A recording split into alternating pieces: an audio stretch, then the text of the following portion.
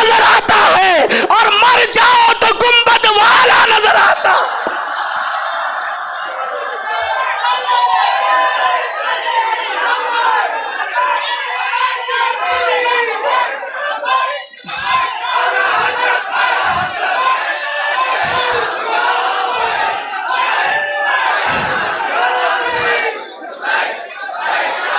بات صرف یقین کی ہے، یقین کی۔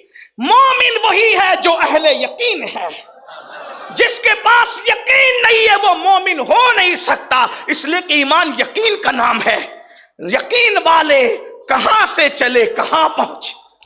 حضور شیخ الاسلام فرماتے ہیں یقین والے کہاں سے چلے کہاں پہنچے، جو اہل شک ہیں اگر میں مگر میں رہتے ہیں، جو اہل شک ہیں اگر میں مگر میں رہتے ہیں، تو یہ یقین کی بات ہے۔ گنبد دیکھو تو کوئی ہٹا سکتا ہے، لیکن مرنے کے بعد گنبد والے کو دیکھیں تو نہ کوئی ہٹا سکتا ہے نہ کوئی دور کر سکتا ہے۔ اسی لیے تو حضور تاج الشریعہ فرماتے ہیں آپ کی طلعت کو دیکھا جان دی۔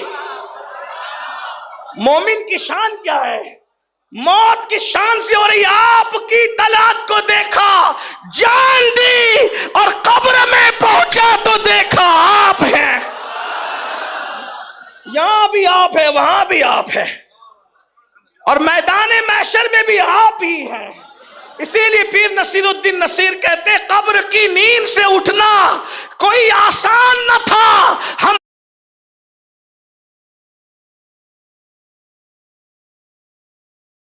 تو محشر میں انہیں دیکھنے آئے ہوئے ہیں۔ دیکھ کے مرے، دیکھ کر سوئے، اور انہی کے لیے اٹھنا ہے، اور جنت میں بھی انہی کے لیے جانا ہے۔ بیدم شاہ وارسی کہتے ہیں عدم سے لائی ہے ہستی میں آرزوئے رسول، کہاں کہاں لیے پھرتی ہے جستجوئے رسول، اور بنائے لوں تیری اے جذبے شوق صلی علی کہ آج دامن دل کھچ رہا ہے سوئے رسول، اور عجب تماشا ہو میدان حشر میں بیدم کہ سب ہو پیش خدا اور میں روبروئے رسول۔ دیکھ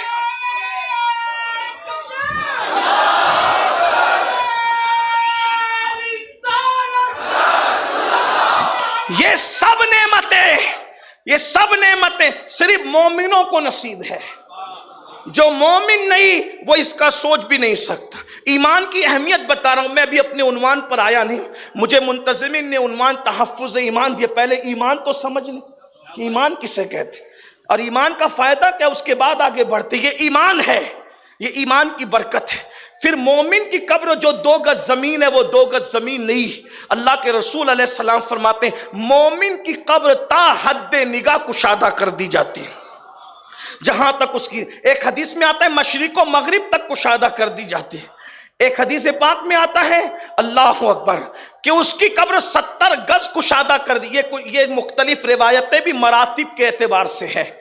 اور پھر اس کے بعد مومن کی قبر میں پہلے جہنم کی کھڑکی کھولی جاتی ہے، اور جہنم کی کھڑکی کھولنے کے بعد پھر بند کر دی جاتی ہے، پھر جنت کی کھڑکی کھولی جاتی ہے، اور بتایا جاتا ہے اگر تو مومن نہ ہوتا تو وہ جو پہلی کھڑکی کھلی تھی وہ کھلتی، لیکن تو مومن ہے اس لیے یہ کھلی ہے جسے جنت کی کھڑکی کہتے ہیں، اور جنت کی ہوائیں آتی ہے اور جنت کا بستر بچھایا جاتا ہے، اور پھر فرشتے کیا کہتے ہیں نم کا نومت العروس، ایسے سو جا پہ جیسے پہلے رات کی دلہن سوتی ہے۔ ہم کو لگتا ہے وہ 2 گز زمین ہے، لیکن مومن کی قبر ہے تو آقا فرماتے ہیں اس میں باغ ہوتا ہے، اس میں نہریں ہوتی ہے، اس میں ضرورت کا سامان ہوتا ہے۔ حتیٰ کہ مومن اگر مرے، قرآن وہ چند صورتیں پڑھا ہوا ہوتا ہے آگے نہیں پڑھ پاتا کسی وجہ سے، تو اللہ فرشتہ مقرر کرتا ہے جتنا قرآن اس کا باقی ہے اتنا تو اس کو پڑھائے گا۔ مومن کی قبر ہوتی ہے، اگر حفظ شروع کیا تھا اور مر گیا تو اللہ اکبر، اللہ فرشتہ مقرر کرتا ہے کہ تو اس کو حفظ کرائے گا، اور قیامت سے پہلے پہلے اس کو حافظ کی شکل میں اٹھایا جائے گا۔ اللہ اکبر۔ پھر وہ مومن ہوتا ہے، اس کو قبر میں نماز پڑھنے کی اجازت دی جاتی ہے، وہ مومن ہوتا ہے، اس کو سونے کا قرآن قبر میں عطا کیا جاتا ہے، اس کو تلاوت کی بھی اجازت دی جاتی ہے۔ اور وہ مومن کی شان کیا ہوتی ہے، قبر میں روحیں آتی ہے، حدیث से पाक है। मोमिन होने का फायदा, औरों की तो तंग हो गई, कीड़े आ गए, मकोड़े आ गए, सांप आ गए, बिच्छू आ गए, लेकिन वो मोमिन जिसे हुजूर मोमिन कहे, वो मोमिन जिसे अल्लाह मोमिन कहे, वो मोमिन जिसे कुरान मोमिन कहे, वो ईमान वाले की कब्र में फरिश्ते आते हैं, रिश्तेदारों की रूहें आती है। अल्लामा जलालुद्दीन सुयूती शरूह सुदूर में यहां तक लिखते हैं कि रूहें आकर के बैठती है, बैठ करके यहां तक बातें होती है, वो फला मेरा बेटा था, उसकी शादी हुई कि नहीं हुई, वो रिश्तेदार में फला लड़की थी, उसकी शादी हुई कि नहीं हुई, वो कैसे हैं, यहां तक के बातें होती है। अब आप तो समझ रहे बेचारे पड़े हुए नहीं है, वहां सारा निजाम चल रहा है और किस शान से चल रहा है। शादी ब्याह के मुतालिक बातें भी मैं अपनी तरफ से नहीं कह रहा हूं, इमाम सुयूती जैसे मुहद्दिस ने लिखा है, हदीस के हवाले से लिखा है, इब्ने अब्बास के हवाले से लिखा, अनस इब्ने मालिक के हवाले से लिखा, हजरत अबू हुरैरा के हवाले से लिखा, उठा करके किताबें पढ़ो। ये मोमिन होने का फायदा है। ये और फिर मोमिन होने का फायदा क्या है? ये तो कब्र है। मोमिन होने का फायदा ये मैदान महशर में हुजूर के साथ उठना नसीब होगा। मोमिन होने का फायदा ये कि हुजूर के साथ जन्नत में दाखिल होने का शरफ हासिल होगा।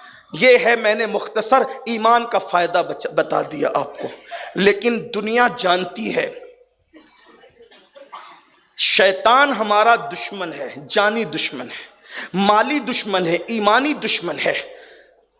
इन्ना शैतान लिल इंसानी अदुव्वुम मुबीन, शैतान इंसान का खुला दुश्मन है।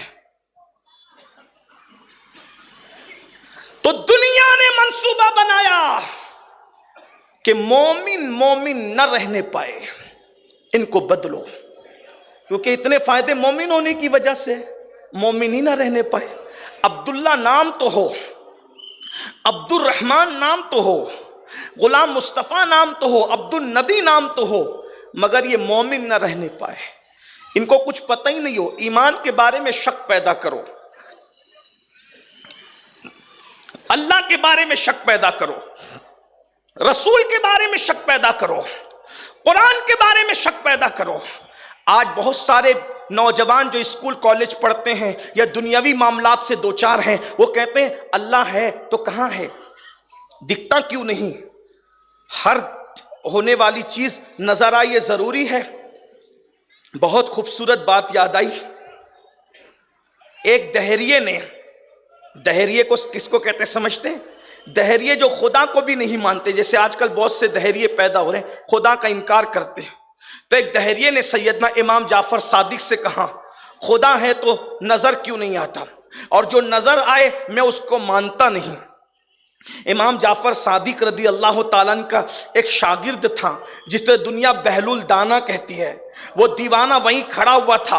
अब इमाम जाफर सादिक तो संजीदा आदमी, जब उसने कहा कि खुदा दिखाओ वरना नहीं मानेंगे, जो दिखता है वही मानेंगे, जो नहीं दिखता वो नहीं मानेंगे, तो चूंकि बहलुल वो दीवाना इमाम जाफर सादिक का दाना था, उसने उठाया मट्टी का बड़ा ढेला और उस दहरिये की पेशानी पे जोर से दे मारा।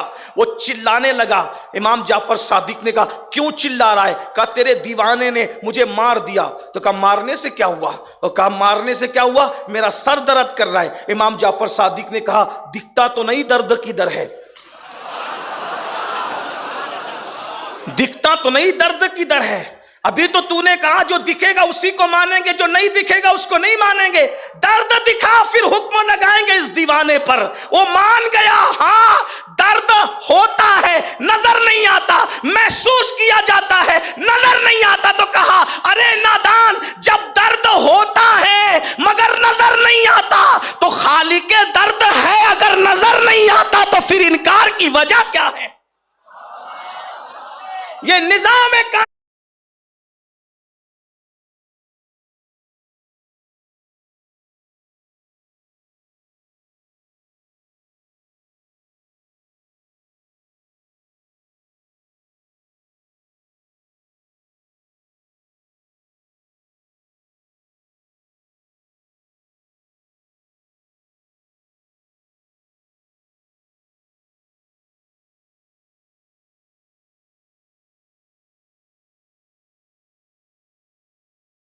कायनात क्या उसके होने की दलील नहीं है?